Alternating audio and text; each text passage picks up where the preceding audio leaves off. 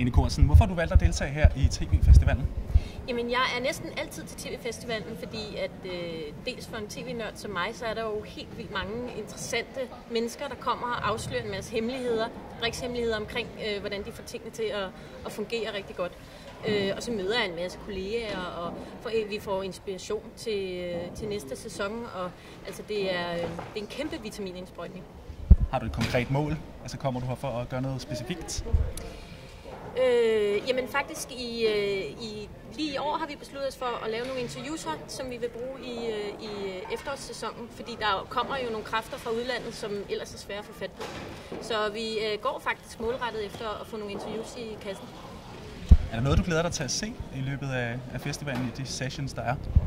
Altså, nu misser jeg det jo, fordi jeg lidt er på arbejde, men jeg vil gerne have set bag om Kardashians, fordi jeg er stor fan af serien, så den tror jeg skal se på webcast bagefter. Er det vigtigt med sådan en tv-festival i forhold til produktionsmiljøet og broadcastermiljøet i Danmark? Jeg synes, det er rigtig vigtigt. Der er selvfølgelig hele den der store sociale netværksting, som der er ikke rigtig noget andet for tv-folk.